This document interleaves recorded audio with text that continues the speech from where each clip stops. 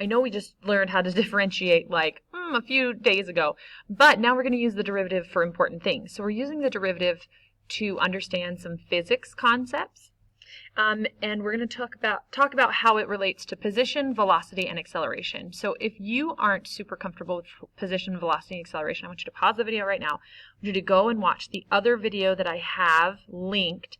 It'll say like intro to position, velocity, and acceleration. It explains what these three are in a non-calculus context so that then you can see what we're doing with the calculus. Okay, did you watch the video? Really? Okay. So now we're going to talk about what position, velocity, and acceleration look like with calculus. So position is like the very first function we have. Okay, and then when we think about velocity is the change in position, right? If I go 5 miles, that's my position, right? If I go 5 miles in 10 minutes, then my velocity is 5 miles in 10 minutes, or 1 mile in 2 minutes, or 1/2 of a mile in 1 minute, okay? So remember what the derivative is. It's the rate of change. So if I want to figure out how fast my position is changing, that would be my velocity, wouldn't it? So to get from position to velocity, I differentiate.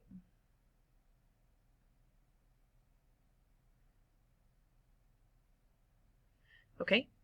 And then if you think about how fast is my velocity changing, right? So if I'm going along on the freeway at 75 miles an hour, and then I start speeding up, my velocity is changing, right? The rate of change of my velocity is changing.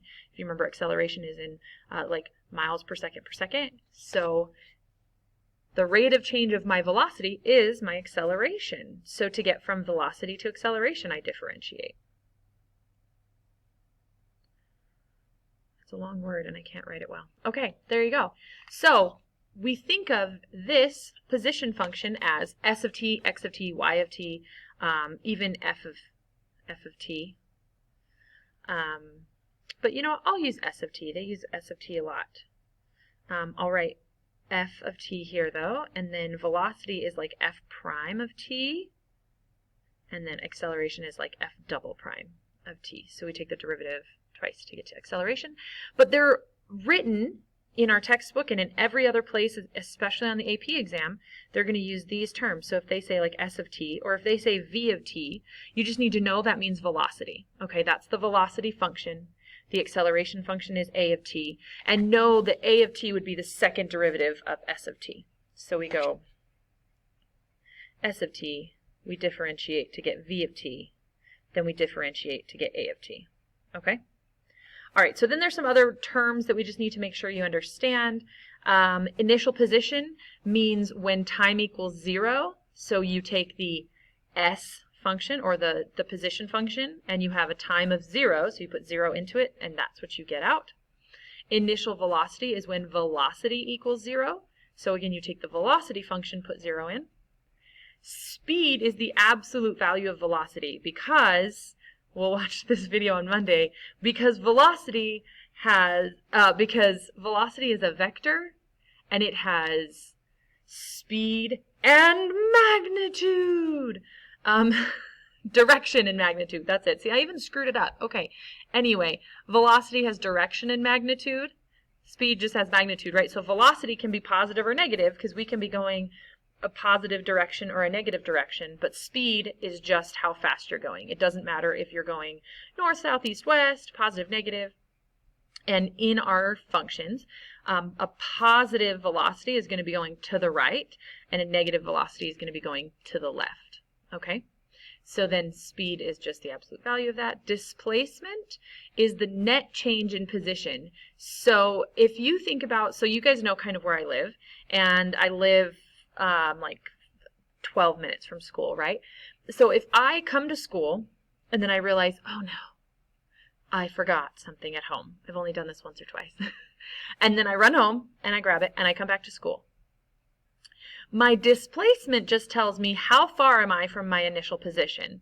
So how far am I from my house right now? Well, I'm about 12 minutes, or 12 miles. I should do it in miles.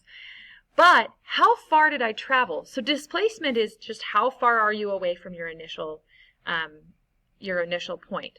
Distance is how far did you actually go? Well, I came here, and then I went back, and then I came here again. So my total distance would be 3 times my displacement, right? Because I actually went back and forth. Okay, so if you have a point moving along a function, right, if it's moving to the right, it's moving positive, and then it's moving to the left, it's moving in the negative direction. If you think about displacement, if it starts at 0 and then it goes, 100 to the right and then 50 back and then, another 10 to the right and then, I have to think of where I am, and then negative 70 to the left, you're at negative 20, right? You moved back and forth and you end up at negative 20. What's your displacement? Well, your displacement is negative 20 because you're negative 20 away from your initial position, right? What's your total distance? Well, it's the 100 plus the 50 plus the 10 plus the 70. Okay. So let's see what this looks like with calculus. Oh my gosh, it's Friday. Okay, so here's our initial function. So this is our position function, s of t. And it wants me to find the velocity and the acceleration. So remember, velocity is just s prime of t, and then acceleration is just s double prime. So velocity of t, I'm going to use the correct notation. I'm not going to write s prime. I'm going to write v of t because they have a name, so I'm going to give it that name. So it's 3t squared plus 1. And then acceleration is going to be 6t because the derivative of 1 is 0. So there you go. That's it. If you have the position function, you can find velocity and acceleration. All right, here we're going to do some more. We have the position function here, and these are often application problems, okay? So it'll say, it'll give you some information, and then you have to make some determinations. So this is where it's hard. I understand that this is hard because it's not just rote calculation. You have to figure out what the question is even asking. So if we have a position function and we want to find out what is the initial position of the object. Remember, initial position is notated like S naught. It's a little 0 next to it. So S naught is S of 0, right? Because it means what time, or what was the position when x equals 0, when time equals 0. It should be t when t equals 0. See? Huh. Okay, so if I put in 0, I get the first thing is 0, 16 times 0, 0, 36 times 0, 0, plus 24. So initial position, S naught, is 24.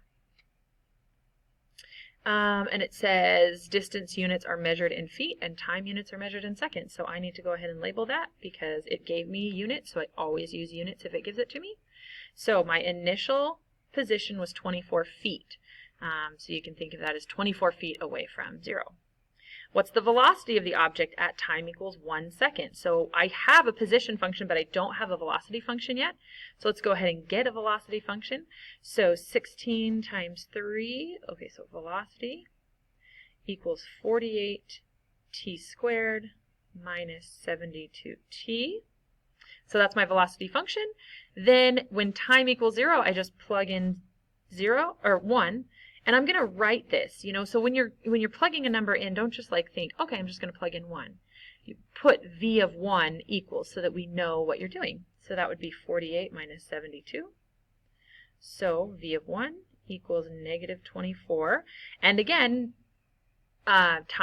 distance is in feet, time is in seconds. So this would be feet per second. So this is how fast we're traveling. We're traveling at negative 24 feet per second. And then it asks, what is the speed of the object? So remember, velocity is a vector, and it has direction and magnitude. Speed does not have direction. It just has magnitude. Okay? So then there's no negative on speed. So speed would just be the absolute value of the velocity, which is 24 feet per second, because it's the absolute value of the velocity. And actually, I should put v of 1 there.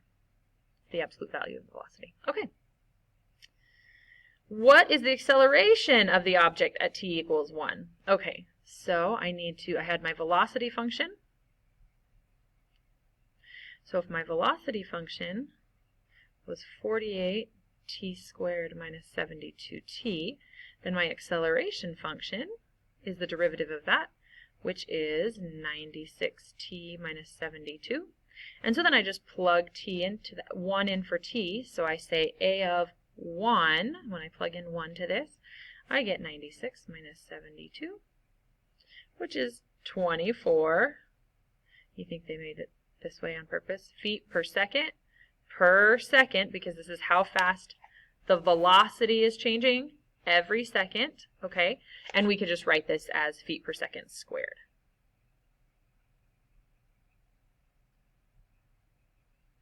And when is the object at rest? Ooh, see, this is when these applications come in handy, so we need to think about what does that mean? The object being at rest means it's not moving at all. Okay, so velocity tells us how fast it's moving. So for it not to be moving, the velocity has to be 0. So this is when our velocity function needs to equal 0. This isn't when time equals 0. This is saying what's going on, at what time is the velocity equal to 0. So we go back to our velocity function, which was 48t squared minus 72t. We set that equal to 0 to figure out when that is.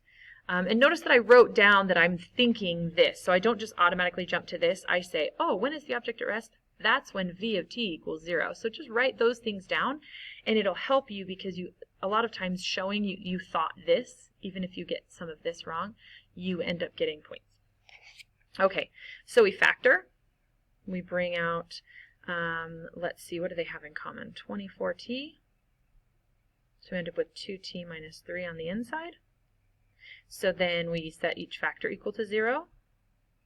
And 2t minus 3 equals 0.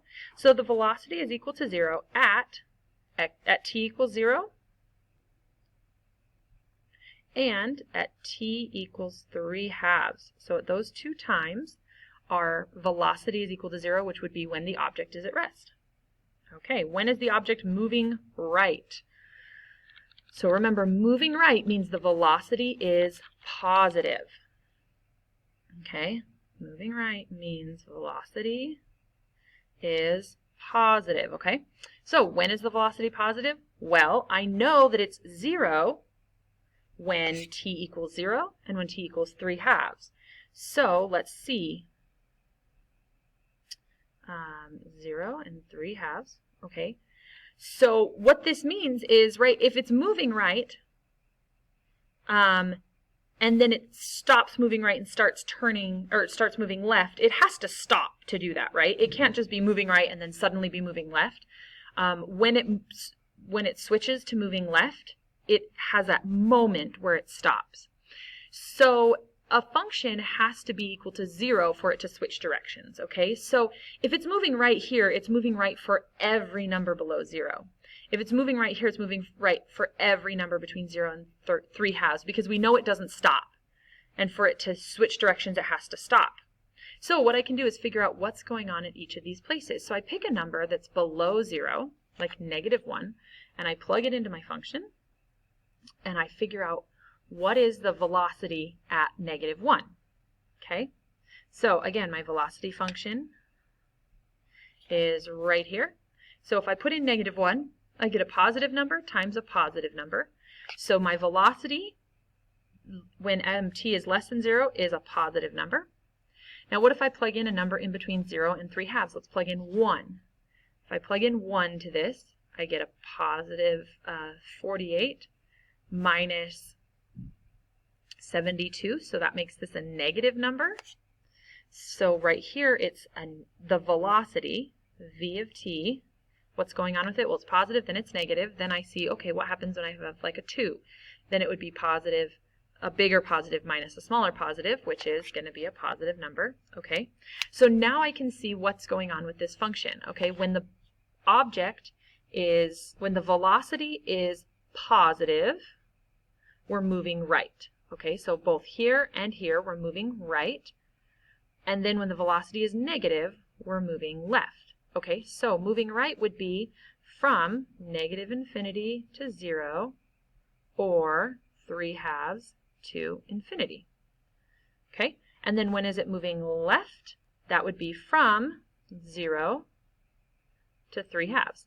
And we're always going to have open brackets on these because when it's stopped, it's not moving left or right, right? At 0, When the velocity is 0, it is stopped. It is not moving, so you have to have open brackets.